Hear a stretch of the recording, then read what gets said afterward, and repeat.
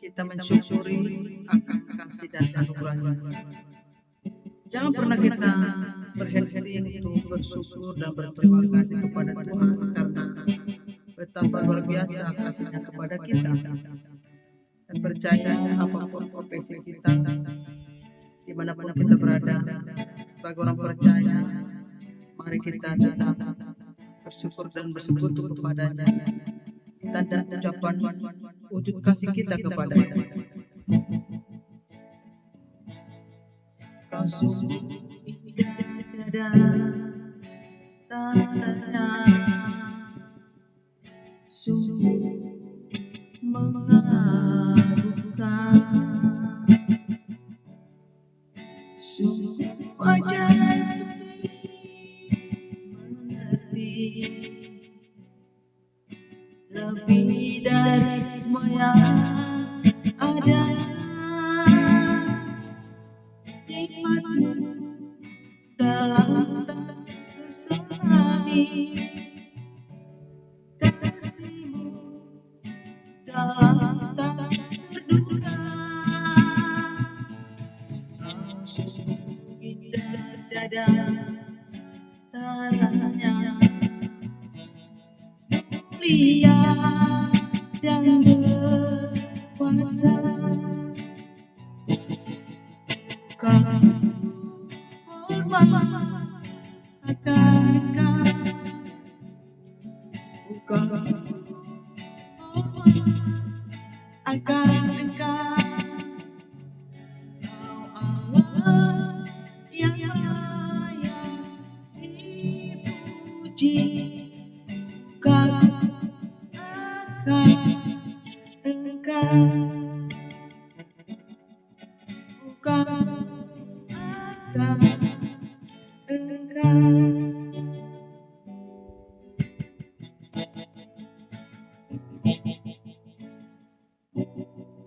Patutlah kita bersyukur kepada Tuhan. Patutlah kita memberikan pujian kita kepada Tuhan, karena penyertaan-Nya tidak pernah berkesudahan. Kira-kira kita mengalami lambatan daripada Tuhan, mengalami penyertaan Tuhan, melindungi kita dimanapun kita berada. Kira-kira kita selesai dalam lawatan Tuhan. Engkaulah kekuatanku, Engkaulah kemuliaan, segalanya.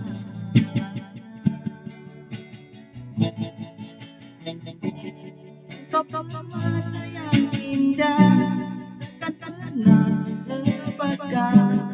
Engkaulah segalanya. Yesus, domba Allah,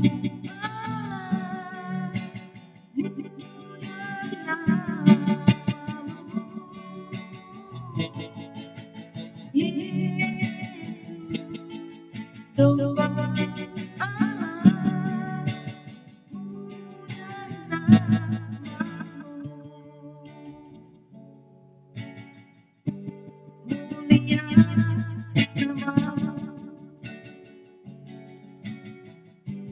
mulia.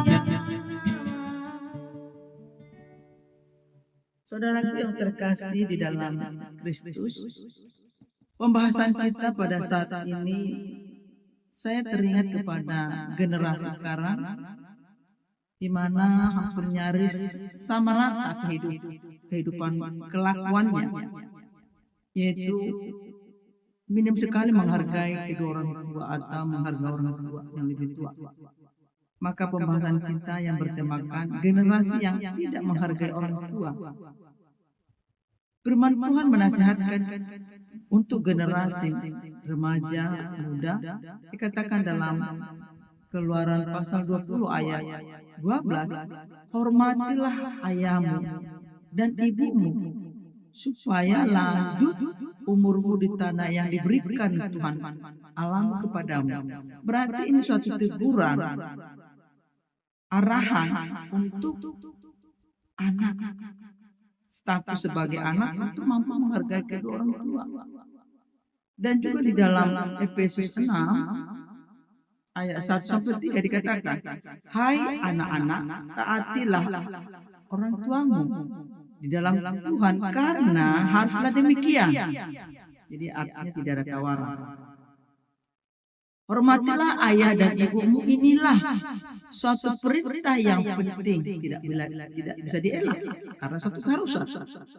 Sebagaimana yang nyata dari janjinya, supaya kamu berbahagia dan panjang umurmu di bumi. Ada janji, ada perintah, ada janji. Siapa yang taat dalam perintah, maka ada janji. Janjinya sudah jelas, berbahagia dan panjang umur selama ada di dunia. Dan juga di dalam 2 Timotius 3 ayat 1 sampai 2 dikatakan, tetapi ketahuilah bahwa pada hari-hari terakhir akan datang masa yang sukar, karena manusia akan mencintai dirinya sendiri. Mereka akan menjadi durhaka kepada orang tua. Durhaka itu ya pembangkang, melawan, pemberontak. Dia menjalani keinginannya, memuaskan keinginannya, ya tidak tanpa ada aturan. Jadi itu durhaka. Saudara yang terkasih di dalam Tuhan, kita tahu kehidupan di zaman yang semakin nyata menggenapi firman Tuhan.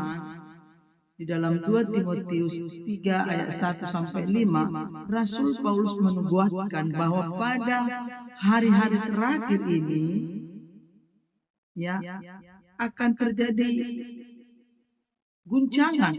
Salah satunya adalah ciri-ciri utama yang sudah nyata dalam kehidupan kita, yaitu kedurhakaan kepada orang tua.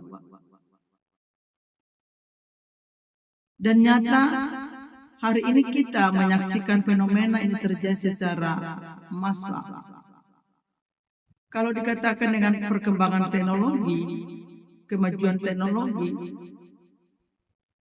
ya gimana dikatakan?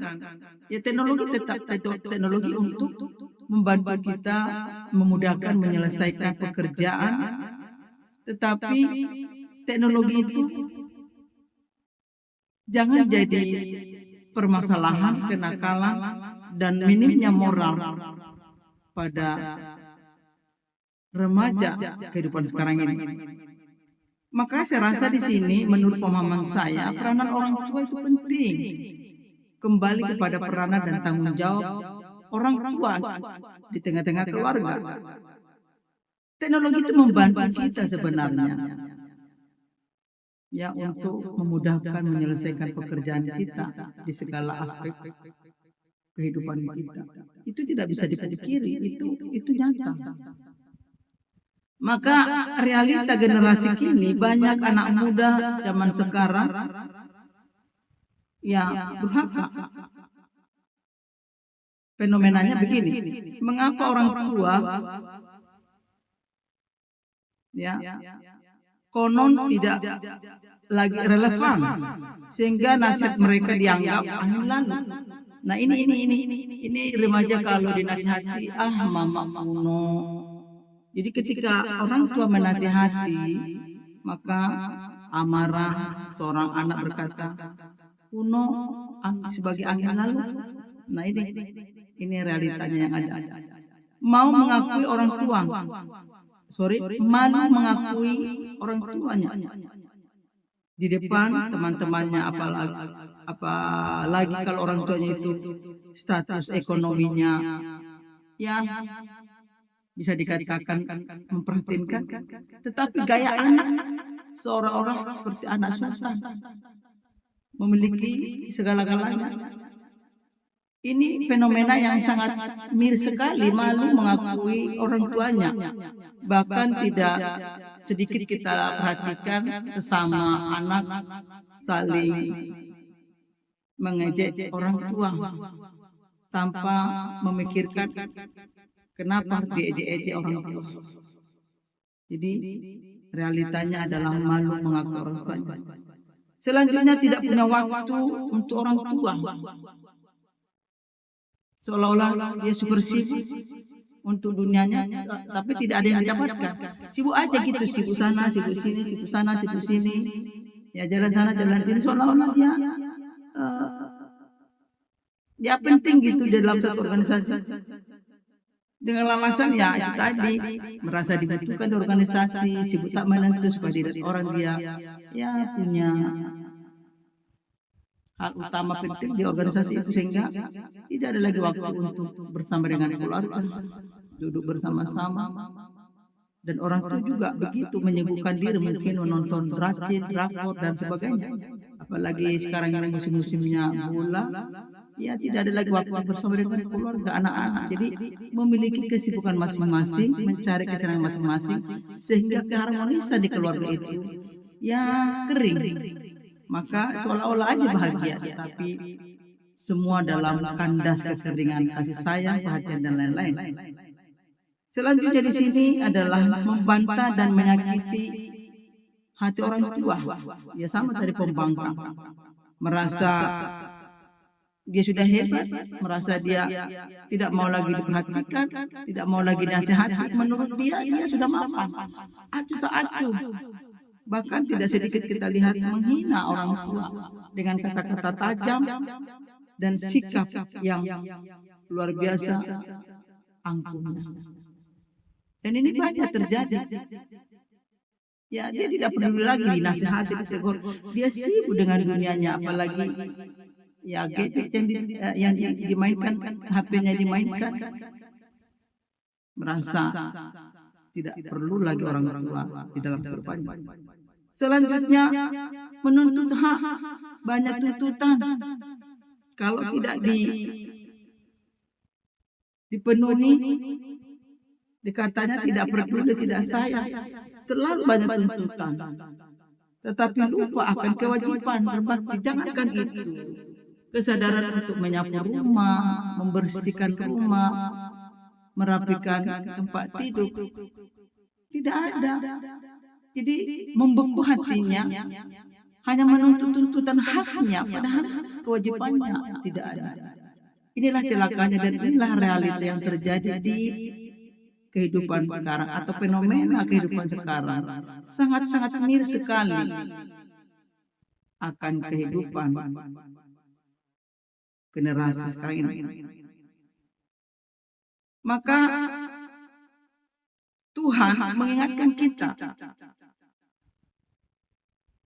di mana Tuhan menempatkan perintah hormatilah ayah dan ibumu sebagai perintah kelima dalam ke-10 perintah Allah, dan ini adalah perintah pertama yang disertai dengan janji dalam Efesus 6 ayat 2-3. Artinya Tuhan sangat serius dengan hal ini. Maka juga ditekankan di dalam Matius 15:4-6, Yesus mengecap orang-orang Farisi yang dengan alasan mempersembahkan kepada Tuhan mereka mengabaikan kewajiban merawat orang tua. Ini yang dikatakan Tuhan Yesus kepada kita semua, khususnya generasi sekarang. Jadi mari kita sadari, hai generasi, mari buka hatimu, paradigmamu, rendahkan hatimu. Dengan demikian firman Allah, kamu menyatakan tidak berlaku dengan adat istiadatmu sendiri, hai orang-orang munafik. Jadi mari kita berpadan kepada firman Tuhan. Jangan kita angkuhkan hidup kita merasa kita mampu. Jangan kita memiliki pikiran seperti itu. Mari kita dengan rendah hati untuk taat kepada firman Tuhan. Tuhan memandang sikap mengabaikan orang tua sebagai bentuk kemunafikan dan pemberontakan terhadap firman-Nya. Ya. Jadi Tuhan menentangnya, Tuhan memandang ya orang-orang yang sangat tidak memperlakukan hormat kepada orang tua. Dalam Amsal 23 ayat 22, Salomo mengingatkan kita semua, dengarkanlah ayahmu yang melahirkan engkau, dan janganlah memandang rendah ibumu kalau ia sudah tua. Artinya, ya kita menghormati walaupun orang tua kita sudah tua, maka disinilah kita membalas kasih sayang dan orang tua. Mengapa ini harus ditegaskan? Karena dari ketidakmenghormati orang tua adalah hati yang sombong dan menentang diri sendiri dan juga menentang firman Tuhan. Inilah ciri-ciri kehidupan sekarang ini berdasarkan 2 Timotius 3 ayat 2. Ya, keegoisan, keangkuhan, merasa hebat, merasa mampu, dan mengabaikan orang tua yang sudah tua karena menurutnya bahwa orang tua itu tak berguna lagi baginya, tidak menghasilkan lagi sesuatu dari orang tua, maka diabaikan. Saudara yang terkasih di dalam Tuhan, dengan penuh kerendahan hati mengajak saudara-saudara, kaum pemuda, remaja, dan orang tua, mari kita membangun komunikasi di antara anak-anak di dalam keluarga. Kita rebut mereka, walau memang waktu terkendala, tetapi ketika kita memiliki kerinduan untuk mengembalikan keluarga yang takut akan Tuhan, memang ada korban, ada harga yang harus dibayar. Jadi mari dengan firman yang singkat ini, bagaimana kita sudah melihat fenomena kehidupan generasi sekarang yang tidak lagi menghargai orang tua. Mari kita rebut jiwa mereka bagi kemuliaan Tuhan, agar generasi ini diselamatkan. Mari kita berserah kepada Tuhan untuk generasi ini, supaya kehidupan mereka kembali kepada kebenaran, mereka diselamatkan, mereka mengikuti kehidupan yang benar, mereka mampu menaklukkan hawa nafsu duniawi. Kagum akan Engkau, kagum akan Engkau, Kau Allah yang layak dipuji. Kagum akan Engkau, indah dan taranya, mulia dan berkuasa. Kagum akan Engkau, kagum akan Engkau, Kau Allah yang layak dipuji. Kagum akan Engkau, kagum akan Engkau. Terpujilah Tuhan kekal sampai selama-lamanya. Shalom.